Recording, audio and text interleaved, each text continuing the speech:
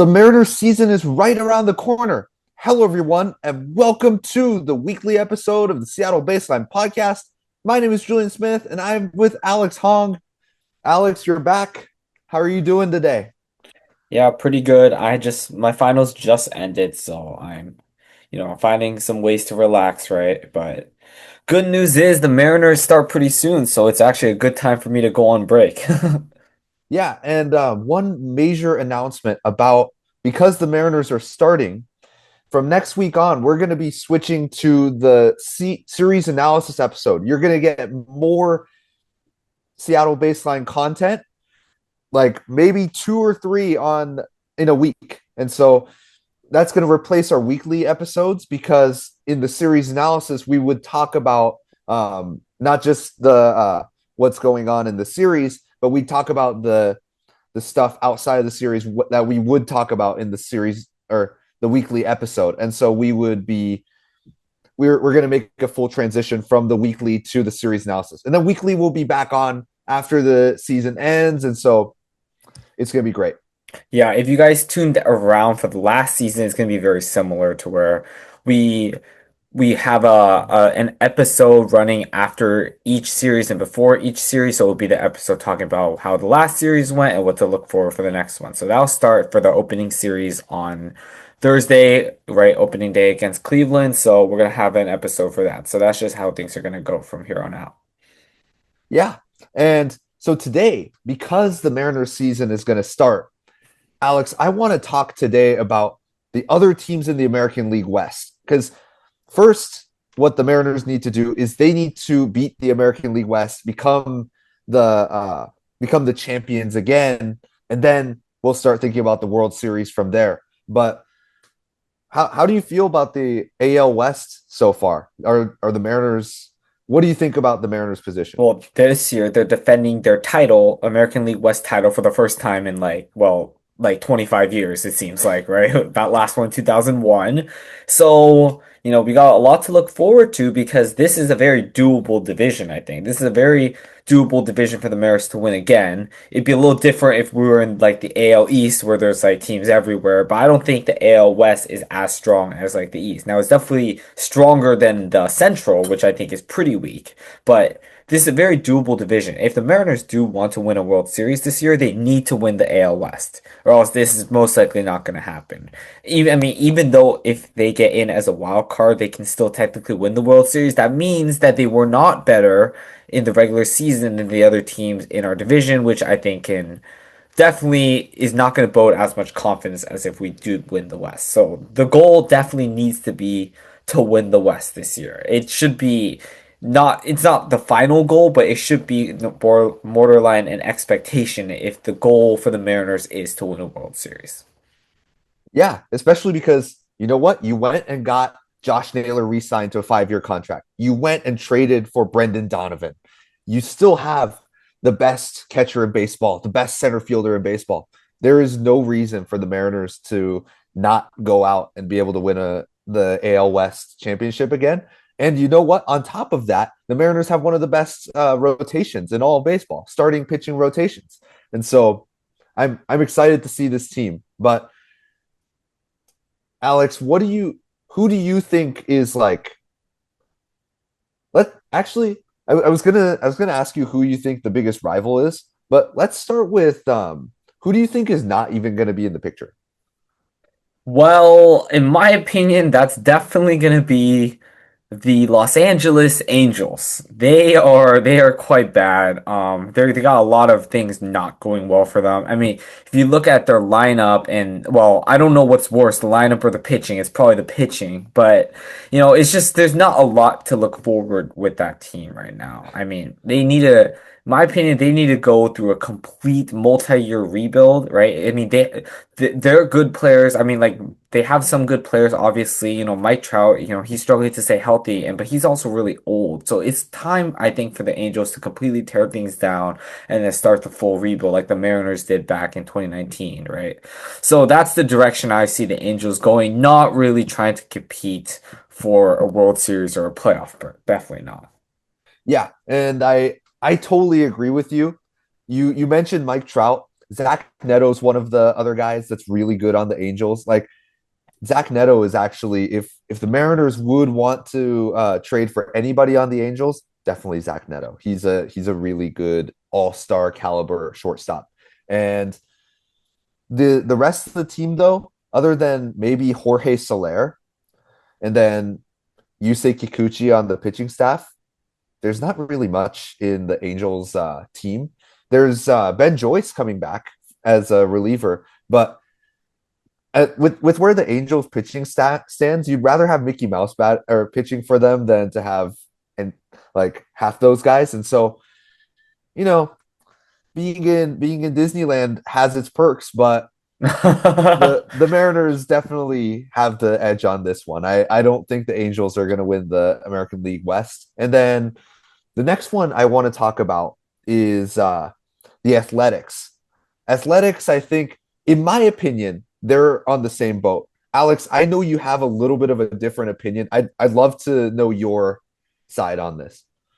Well, I'm curious how you have them on a similar boat as the Angels, because in my personal opinion, that team is just seen on paper is just a lot better. And now I'm not saying now their pitching staff might be very similar to the Angels. I have to admit that, but I think their offense is really dangerous. It was also really dangerous last year. We talked about this last year, how we're like, oh, we can't go too easy on the A's because, they can have days where they're going to score 10 runs. Now, they might also give up 10 runs, but they might score 10 runs, which will put them definitely in the contest of winning the game. So, lots of things to look out for. They had Nick Kurtz, who was amazing last year. They have Brent Rookers. They have these really, really high level players. So this is another difference from the Angels, right? We have Mike Trout on the Angels, who's old, right? And he's keep getting injured. Zach Neto's pretty good, but that doesn't compare to like the Brent Rooker or a Nick Kurtz level talent, like superstar, definitely superstar level talent. So that reason alone puts them ahead of the Angels. And then the rest of the team is pretty decent throughout with the lineup, right? They have Jeff McNeil's a little older, but he's still kind of doing his thing. Jacob Wilson's pretty good. They have the other Max Muncy playing third, I'm pretty sure. So they got some players who are pretty good. They got some decent players in there, but yeah, one thing that is going to limit that team is the pitching staff. I mean, it is definitely not that good. Their ace is supposed to be Luis Severino, who, yeah, when your ace is Luis Severino in 2026, I'd be kind of concerned as the team if I was like a fan of the team. So those are some of the reasons why the A's definitely aren't like probably not going to be better than the Mariners, but their offense is definitely scary. I have to say that. Well, Lawrence Butler, you were mentioning the offense, so I have to mention Lawrence Butler. Like that guy's a beast. And Mhm. Luis Severino in 2026. Are you sure he's not that good? Because he just went and threw 99 at the World Baseball Classic. He looked like a real monster. He looked like a younger version of himself. So I feel like Luis Severino might be a little bit of an issue with the Athletics. One thing that I think hinders the Athletics more than the rotation, the starting pitching rotation, is its bullpen. I don't see the Athletics being able to stop the late inning run throughs by other teams at all. With Mason Miller now gone, I don't think the bullpen is scary, and other teams are just going to crush them in the eighth or seventh, eighth, and ninth inning easily. And so that's why the A's are in the same boat as the Angels, in my opinion. The Angels have a little bit of a better bullpen, and then the A's obviously a significantly better batting staff. And Mhm. so maybe I do think that Athletics are better than the Angels, but they're in the same boat in terms of they're a team that's a little bit younger and rebuilding. And Mhm. well, the Angels need to be younger. They're not young right now, but they need to be young. And the Athletics are already in the process of being young. So that's where I stand on those two. Next Just up, to interrupt just for a yeah, second, that could be a team that could be a lot better later on in the season. I see this all the time with a lot of these teams with these younger players, and then they start continuing to develop, and then they get a lot better and get hot late in the year, right? I think the Mariners did that. I think the Mariners, the year they made the playoffs the first time for in a while, I think it was 2022. The year before in 2021, I remember they caught on late in the season and they barely missed the playoffs. That was one of those teams that got hot late and then, they had a much better 2022 where they ended up making the playoffs. So it's like one of those teams where they definitely could be on the come up. They might not start that strong, but they might end really well. And they kind of did that last year even too. They got a lot better later on in the year compared to when they were starting. So yeah, that's a team to possibly look out for. It's a team that definitely can steal some games, that's for sure. and next up, I want to talk about the Texas Rangers. And Alex, I know you had the Texas Rangers below the Athletics when we were talking before this podcast. But I think the Texas Rangers are better than the Athletics. So I want to hear what you think and like why that is. Because reason I say the Rangers are above the Athletics is because I have Angels Athletics and then I have like another tier with Texas Rangers, Astros, and then the Mariners. Yeah, I'm a little concerned by the age of some of the players on the Rangers. Now their pitching is significantly better. It's going to be better no matter what happens with the Athletics. They have DeGrom, I know he's old, but he's still doing his thing, right? They have Evaldi who was really good last year. So I see the pitching and how much better it is. But then I look at the lineup and I'm a little concerned about some of these players, right? A lot of these players are getting older. So Corey Seager's not that old, but he is getting a little up there in age. I mean, who knows? He'll probably still be good next year, but I'm a little possibly getting a little concerned because I know Kyle Seager, he started to regress a lot faster. And I know these are completely different levels of players. Like Corey Seager was a lot better, but I see this all the time with a lot of players getting regressing a lot earlier. So those were some of the reasons I was concerned. Like, Brandon Nimmo, he's kind of getting up there in age. I think he's in his early 30s, if I recall. Jock Peterson's also in his 30s. So I'm just a little concerned by their team because they have a lot of players that are a lot older, right? The Mariners, most of their offense and their players are in their 20s, but the Rangers, they have a lot of players in their 30s. So that's a little bit of my concern. I would rather have the younger team that can develop and get better rather than the older team that's hoping that's not going to get worse. One thing that I need to disagree with you on is that I don't think the Rangers are old enough to like the Angels. I think are old enough for you to say, "Hey, this team is way too old. Like they've regressed so much now that they're not going to be any good this upcoming year." But with the Rangers, I feel like they're at the age point where these guys are at like basically the prime of their careers. Other than maybe a player like Jacob DeGrom, who's way past his prime. Like there's not very many of them that are that far past the prime on the Rangers. I think um, if we're talking about which team's going to win the AL West sooner in the near future, I think it's the Athletics. But when it comes to this year in 2026, the team that I fear more is Texas Rangers with their pitching staff that includes Nathan Evaldi and Jacob DeGrom, which Jacob DeGrom, despite his age, threw 98 last year with his fastball. And so he's it's not like he's regressing that much yet. He And could, that but we haven't seen it.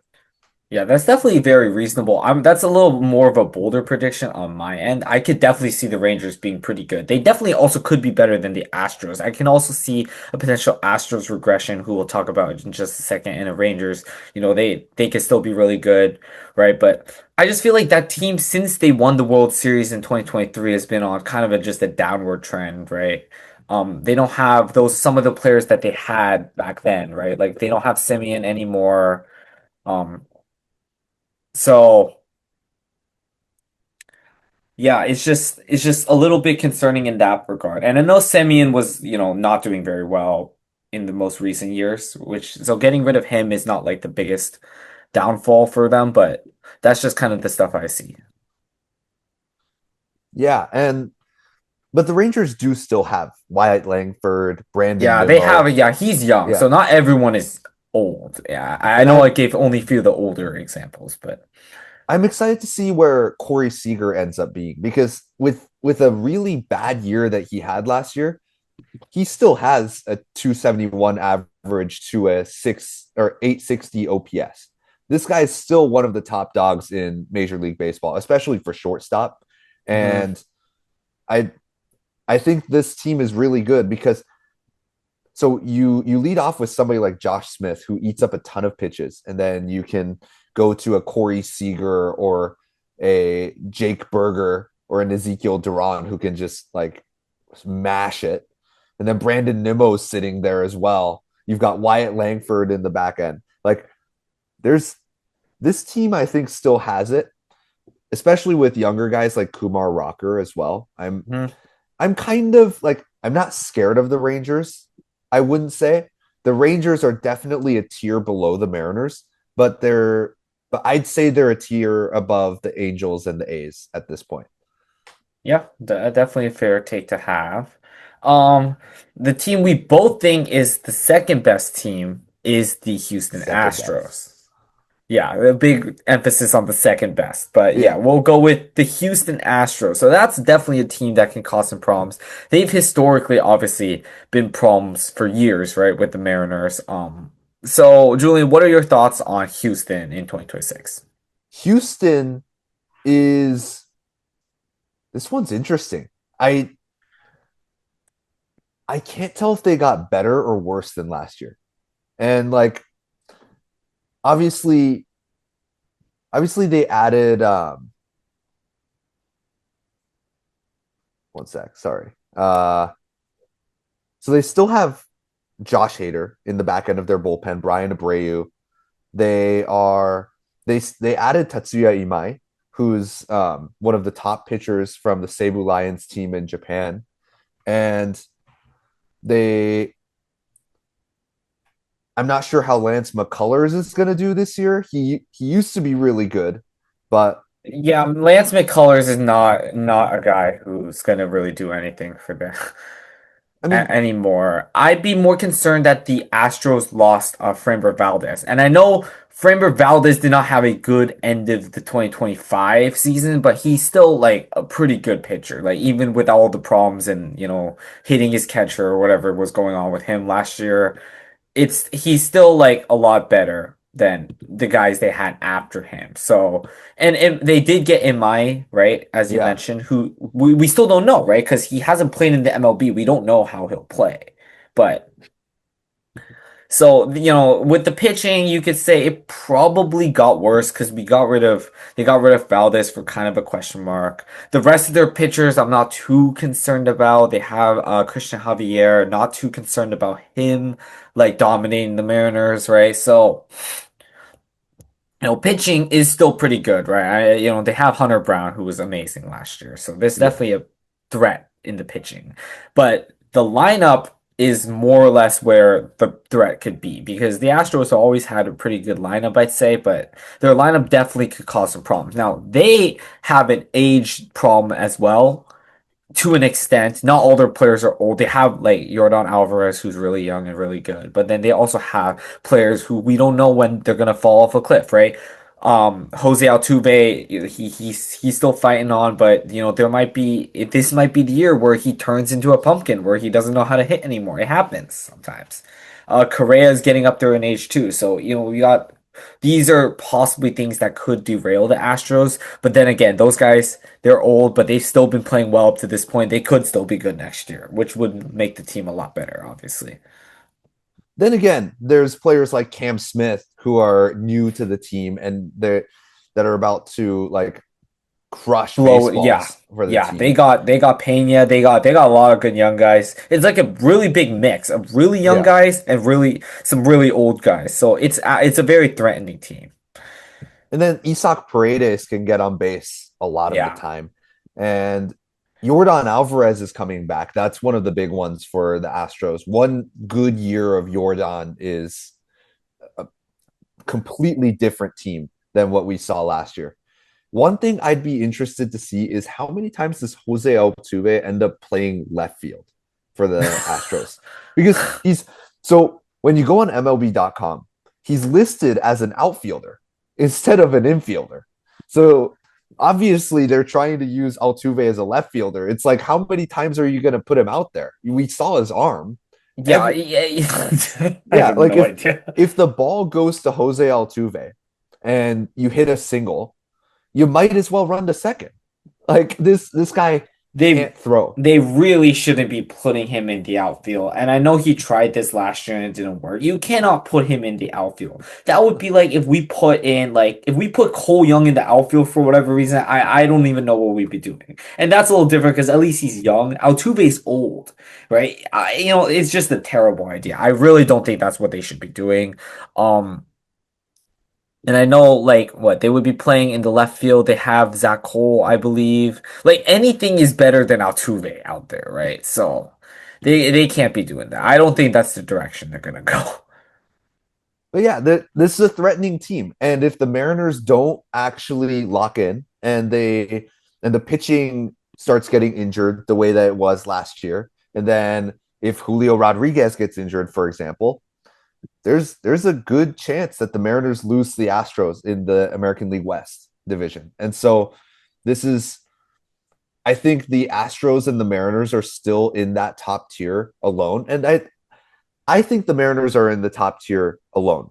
But I do think that the Astros are in that tier in the sense that if the Mariners have a substantial injury that happens to them, well, maybe they can close the gap a little bit. And so yeah, that's where I stand on this, where the Mariners should win the American League West with the roster that they have. I think that's pretty obvious at this point. But One thing I'll say though about the Astros is they don't have a good farm system, so don't expect them to be making big additions at the trade deadline, which is different than what the Mariners can be doing. So that's another potential problem with Houston. So if Houston has the injuries like they did last year they had a lot of injuries, so that team started to fall off completely. That was a good team they had last year still, and then everyone got hurt, Yordan got hurt. It was just a big list of players, right? So it didn't end up too well for them. But if they all stay healthy, it definitely could be a threatening team because on paper their starting lineup is very good. But once you start getting below that due to injuries, which is inevitable, right, for a lot of teams, but some teams can be worse than others. So if they get good injury luck, that's going to be really good for them. If they get bad injury luck, that's going to hurt them a lot more than the other teams. One more thing I'm gonna say is they have players they could take advantage of, like Isak Paredes. He was not very good on any other team basically than the Astros because of the way their park is set up. So he's like one of those players that will be very good at home for them, probably not as good on the road, right? They it's funny enough because Carlos Correa, he wasn't as good last year, but then when he went back to Houston, he started playing a lot better. So I don't know if this is like a trash can thing or something's going on over there where he just plays better with the Astros. But yeah, I have no idea how to explain how that's happening. But yeah, definitely a threatening team. But I still think the Mariners can be better because we also can add on players in the trade deadline. That's an underrated thing to talk about with Houston because their future, they might be good now, but they got some good pieces and the younger part of their core, but they really are lacking prospects. yeah, and if Tarek Skubal wants to join the Mariners at the deadline, then that'd be great. I mean, like that's what we're looking for. So, Alex, do you want to add anything about the Mariners, or you want to your call? Yeah, I mean, we've talked a lot about on this podcast on why the Mariners could be better.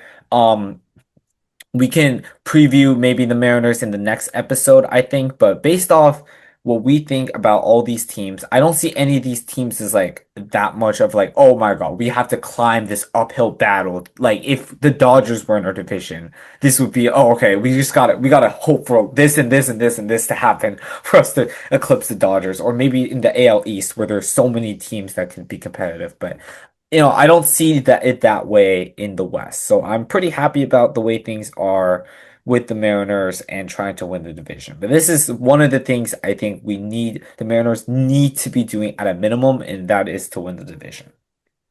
Yeah, And let us know what you think. Are the Rangers actually better than the Athletics? That's a big question because Alex and I kind of disagree on that part. So I'd love to know your opinion. And how are the Mariners going to do? Are they as good compared to the Astros as I was saying, or do you have other opinions? Are the Astros actually better, or just shout it out in the comments and we'll check it out because we love seeing your comments. Thank you everyone for tuning in. Check us out on Spotify, Apple Podcasts, and our beautiful faces on YouTube. Check out our Instagram, and as always, go Mariners. Go Mariners.